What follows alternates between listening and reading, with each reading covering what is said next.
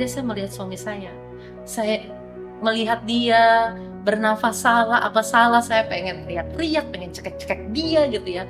Saya juga lupa, saya pikir cuma saya doang yang grieving gitu ya, yang berduka gitu ya. Kalau orang dunia kan bilang, gila lu sial banget lu ngalamin kayak gitu. Lu jadi pendeta, udah kasih begitu sama Tuhan, kok Tuhan begitu. Jadi ada aja omongan-omongan kayak gitu ya. Jadi kita kenalan itu pas waktu, saya kebetulan kenal sama abangnya yang mantan pacar saya ini. Mm-mm. Dan waktu itu kebetulan mereka menikah. Nah di pernikahan itu saya diundang untuk bisa menjadi hostnya gitu ya, jadi MC-nya. Dan diperkenalkanlah sama the whole family, salah satunya dia. Gitu ya sayang. Iya, dan juga kita juga sering ketemu waktu itu di gereja juga ya, karena abang saya dan kakak saya di gereja yang sama dengan bapak ini. Iya, sebagai laki-laki pastinya melihat dengan mata saya, wah yang ini nggak boleh lewat nih. Jadi pas waktu dikenalin tuh dulu emang udah menjadi target istilahnya.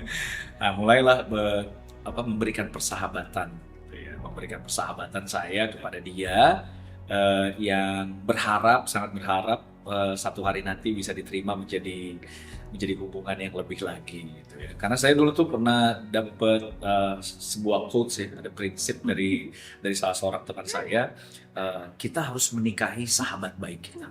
Dia kan bilang ya, gue akan menikahi sahabat gue, lu kan sahabat gue ya. Dan dia tuh ngomongin terus kayak apaan sih nih orang gitu ya, pede banget gitu ya. Dan tapi sebenarnya persahabatan kita memang banyak teruji ya, karena kita berdua ada banyak kesamaan juga, dan hobinya juga suka nonton film horor, terus juga suka musik gitu ya. Dan somehow itu ngebuat kita jadi cepet akrab gitu ya. Dan ada hal-hal yang mungkin kita juga berdua bisa konflik, tapi kita selalu beresin. Even though kita di situ masih yang berteman sehat lah gitu. Tapi kalau dia udah ada sesuatunya ya. Jadi kan memang berangkat dari sana, saya juga melihat yang bikin saya secure dengan mantan pacar saya ini adalah kita punya hati untuk mau sama-sama cinta Tuhan sih. Nah, menurut saya selain daripada fisik dan juga personalitinya dia, saya ngelihat hati untuk mencintai Tuhan tuh ada dalam dirinya, sehingga saya pun berani untuk bisa berpikir ke jangka panjangnya bahwa saya akan menikahi calon pacar saya ini. Karena kita sama-sama pengen mencintai Tuhan bareng-bareng. Disitulah akhirnya kita berani mengambil keputusan untuk menikah. Dan juga di dalam waktu pacaran kita juga kita mencoba untuk bisa melibatkan Tuhan dalam segala area. Saya ambil contoh misalnya kita punya deal-dealan, punya rules gitu ya di dalam pacaran kita. Kalau kita berantem kita harus berdoa bareng. Gitu. Kita harus berdoa bareng. Kenapa harus berdoa bareng? Karena kita pengen libatin Tuhan gitu. Kalau misalnya dia berdoa sendiri-sendiri itu kan ya udah kita ngalaminnya ya sendiri-sendiri aja sama Tuhan. Tapi kan saya percaya bahwa hubungan ini Tuhan yang kasih. Jadi pas waktu kita dalam keadaan apapun, mau dalam keadaan berantem pun kita harus libatin Tuhan juga gitu. Nah itu juga yang saya lihat itu membantu proses hubungan kita dari pacaran ke langkah selanjutnya. Karena kita tahu dengan adanya modal ini kita bisa jadikan tumpuan untuk bisa pas waktu menikah nanti apapun kita harus bawa kepada Tuhan. Sulit banget loh, lagi berantem harus doa. Tapi kita bikin deal-dealan itu ya, karena itu yang paling sulit. Soalnya kita berdua tuh cukup bisa menyerang ya satu sama lain ya. Itu kelemahan kita ya, coping style kita tuh suka counter attack. Apapun jawabannya adalah counter attack gitu ya. Tapi dengan kita doa bareng, somehow hati kita jadi lembut dan kita bisa tanya, jadi kamu maunya apa? Kayak ya udah deh, maafin, nanti nextnya nggak kayak gitu lagi.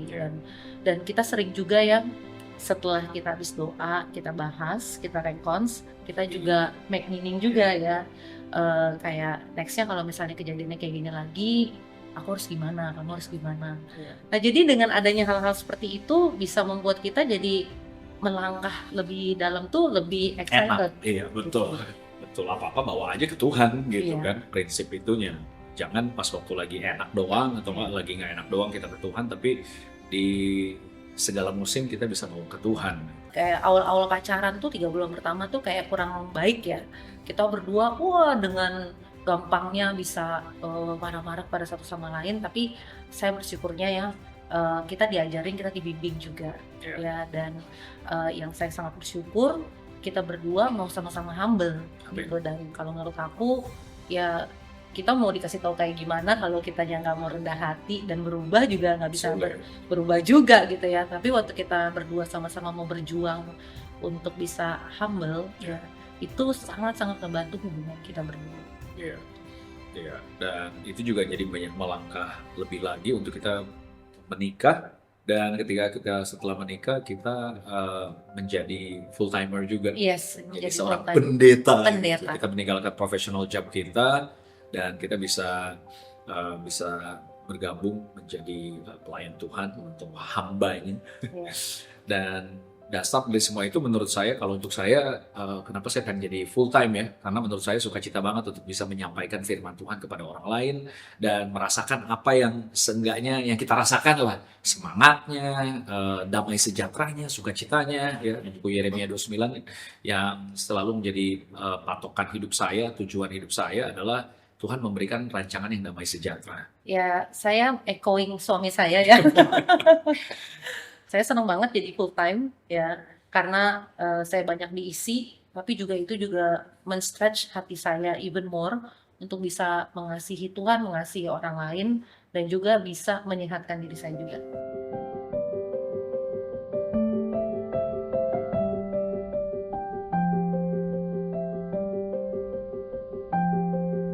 Nah, tapi di 2021 itu kita mengalami banyak dinamika pernikahan yang baik ya, dan akhirnya kita memutuskan untuk punya anak. Lalu saya hamil ya, tapi sayangnya di tahun 2022 Januari saya kehilangan bayi kembar saya gitu. Setelah udah ada detak jantungnya, jadi sudah almost 8 minggu ya, 8 minggu lah ya, hampir bulanan.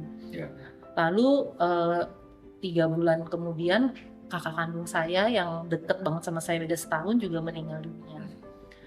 Dan habis itu saya mengalami masa kedukaan sedih ya, dan akhirnya di bulan 9 saya hamil lagi ya, tapi sadly itu juga keguguran. Nah, pada saat itu ya saya itu mengalami perubahan ya, perubahan feeling dan pikiran. Saya ini orangnya sebenarnya sangat santai, tenang, stabil ya.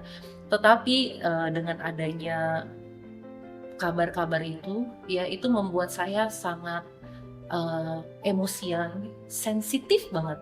Orang ngomong positif aja sih jadinya negatif. Kenapa ya dia ngomong kayak gini gitu ya?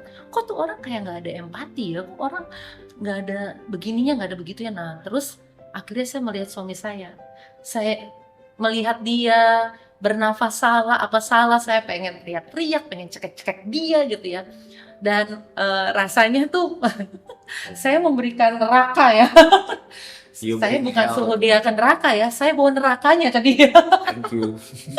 Jadi itu buat saya kayak this is another me yang pengen cari pengeluaran aja gitu ya, emosi yang berantakan sekali gitu ya. Dan itu yang saya sangat syukuri ya, dianya sih diem aja, peluk, terus kita nangis bareng. Terus saya tuh terbiasa untuk bisa menghandle everything in my mind and my feeling gitu ya. Tapi dengan semua kenegatifan yang banyak itu ya, saya juga diajarin sama Yance, sayang cerita, ada apa, lagi gimana gitu. Jadi ya kamu nih gini, itu orang gini. Nah, tapi dia kayak oh iya, dan dia bisa doain, bisa peluk juga, dan bukan cuman berhenti di dia juga ya. Dia juga banyak spend time sama orang-orang di luar sana yang pernah mengalami istrinya keguguran. Dan dia tuh sengaja gitu ya, saya di kamar, dia di living room, dia pintu saya tuh selalu terbuka gitu ya, dan dia bisa spend time itu untuk saya juga bisa dengerin apa yang mereka lakukan ya, banyak hal-hal positif ya yang bisa ngebantu Yance dan saya juga lupa, saya pikir cuma saya dong yang grieving gitu ya, yang berduka gitu ya. Tapi ya suami saya pun sebenarnya kangen juga, pengen juga sama anak saya gitu ya. Tapi saya bisa ngelihat bahwa we are on this together, dan bukan cuma brother-brother itu aja yang juga bisa memberikan saran bahkan berdoa ya, tapi saya juga bisa doa sama sister-sister saya. Mereka juga nggak henti-hentinya memberikan encouragement ya, bukan cuman uh, notes dateng ya, tapi bisa kasih makanan or any kind of things yang mereka bisa lakukan, kayak tiap hari tanya how do you feel. Sekarang bagaimana, how are you gitu. Dan saya juga ngerasa ya dengan adanya pembacaan Alkitab itu juga bisa ngebantu mindset saya ya, untuk saya kayak memberikan uh, spiritual thinking gitu, dan juga dengan doa itu bisa punya spiritual feeling gitu, karena itu menurut saya tuh resepnya mujarab banget gitu. Ya, buat saya sebenarnya waktu saya mengalami hal itu, enggak mengalami kedukaan yang seperti mungkin kebanyakan orang ya. Karena saya punya satu pegangan firman gitu di 1 Tesalonika 4, itu membantu saya untuk saya bisa berduka menurut caranya Tuhan, yang adalah untuk saya bisa berduka dengan Tuhan. Kalau di dalam bahasa Alkitabnya 1 Tesalonika 4:13 tadi itu bilang kita jangan berduka seperti orang yang tidak punya pengharapan gitu ya. Mungkin kan familiar ya, di dunia ini ada 5 stages of grieving atau metode-metode lainnya untuk berduka, tapi menurut saya ya saya sangat bersyukur sampai hari ini setelah 2 tahun saya bisa melalui grieving itu dengan enak, justru karena saya nggak ngerasa itu sebuah kabar buruk gitu loh. Ayub 1 juga bilang bahwa ke dalam dunia ini aku datang, aku terlahir, aku telanjang, ya Tuhan yang memberi, ya Tuhan yang mengambil juga. Jadi saya tahu bahwa anak itu juga bukan punya saya. Ya semuanya itu diatur oleh Tuhan. Dan begitu sangat logika rohani saya begitu sangat kuat, karena waktu saya ingat waktu itu kan 13 tahun ya kita married ya. 13 tahun kita married, saya memang belum mau punya anak. Ya, on off sampai bener-bener tahun itu di tahun 2000 di Oktober 2021. Wah, tiba-tiba pengen banget punya anak. Kenapa? Karena saya bisa pengen juga ngerasain apa yang Bapak rasain ketika dia kehilangan anaknya Yesus gitu. Kasihnya sampai sebegitunya. Dan kita juga tahu bahwa kasih orang tua itu begitu sangat luar biasa ya kepada anak ya. Hidupnya kayaknya buat anak gitu kalau namanya orang tua. Nah, ini juga yang saya bisa belajar dari kasihnya Bapak. Nah, itu bulan Oktober, dan bulan Desember tiba-tiba Tuhan kasih gitu kan. Wow, itu kan pas waktu saya mengalami hal itu memang mixed feeling ya, banyak wah gila grateful banget, gila Tuhan lu emang jawab doa begitu sangat luar biasa. Abis itu bulan akhir Februari diambil lagi, saya nggak ngelihat itu sebagai suatu hal yang why God, tidak, bahkan yang sangat menarik, saya nggak ada sedikit pun untuk bahkan mempertanyakan Tuhan gitu loh, karena saya rasa ya saya sangat tahu apapun yang terjadi dalam hidup saya itu memang kontrolnya beliau, dan bagian saya hanya terus menikmati. Bahkan gak be honest, itu masa-masa itu saya begitu sangat nikmatin banget ya hubungan saya sama Tuhan gitu loh, diproses sedemikian rupa gitu. Jadi itu juga banyak membantu saya dengan saya bisa melihat pikiran rohani, pikiran Tuhan untuk saya bisa menikmati semua hal. Bahkan kalau orang dunia kan bilang, gila lu sial banget lu ngalamin kayak gitu, lu jadi pendeta udah kasih begitu sama Tuhan, kok Tuhan begitu. Jadi ada aja omongan-omongan kayak gitu ya. Yang menurut saya itu bukan suatu hal yang buruk, itu bukan suatu hal yang berat, yang sial, bahkan nggak mudah. Tapi ya saya bersyukur, maksudnya inilah sebuah journey dengan God, experience saya dengan Tuhan melalui hubungan saya dengan Dia gitu, dengan throughout semua yang saya alami. Jadi itu juga yang membantu kita.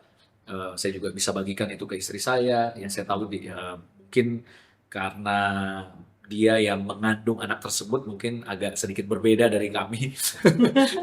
Kita laki-laki ya mungkin nggak dapet gitu ya feeling mengandung ininya, tapi mencoba untuk bisa merasakan apa yang istri saya rasakan gitu. Selain berdoa, dia juga banyak memproses diri saya, kayak kamu lagi berasa apa, kamu lagi butuh apa. Terus juga setiap berapa jam dia checking on me gitu ya. Dan sebenarnya itu seperti hal-hal yang memang dibutuhkan ya. Ya ini wanita ini kadang-kadang ya harusnya kan ngomong aja ya butuhnya apa ya, suka drama aja, kok kamu sibuk gini-gini, padahal tinggal bilang sayang peluk dong, sayang disayang-sayang dong gitu ya. Nah ya Ance tuh terima tuh udah semua paketannya dari yang mulai drama, dari mulai yang saya minta ya dia lakuin aja gitu. Iya. Dan juga dia banyak juga kayak kasih firman juga ya, kita sharing saat teduh setiap hari dan Doa setiap hari. doa setiap malam, dan kita juga nggak pernah miss untuk dating ya. Amin. Seminggu sekali kita dating berdua, ngebahas tentang kita berdua aja gitu, untuk bisa membuat kita juga terus helping each other and trust even more Amen. gitu.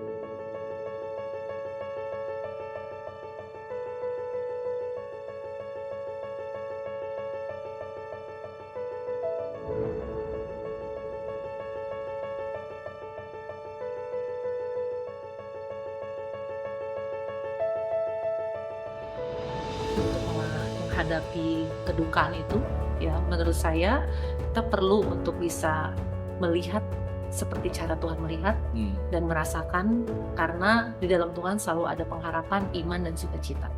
Yang lagi berduka ya, lagi mengalami itu ya, tadi saya seneng ya yang Yance bilang ya, kita berduka seperti kita mengenal Tuhan kita, bahwa kita bisa terus berpengharapan. Yes. Ya, memang itu ada hal-hal yang memang kita harus lewatin ya, tapi saya percaya waktu kita lewatin bersama dengan Tuhan itu akan jauh lebih mudah dan lebih sukacita. Ya. Mungkin saya mau menutup dengan satu ayat ya dari buku Roma 12 ayat 11, saya bacakan. Janganlah hendaknya kerajaanmu kendor, biarlah rohmu menyala-nyala dan layanilah Tuhan. Bersukacitalah dalam pengharapan, sabarlah dalam kesesakan, dan bertekunlah dalam doa. Ya, saya percaya dengan kita bisa terus lakukan ini, wah, kita akan satu hari nanti bertemu dengan Tuhan dalam keadaan semangat, passionate untuk bisa bertemu dengan Tuhan, kita kembali ke rumah. Amen.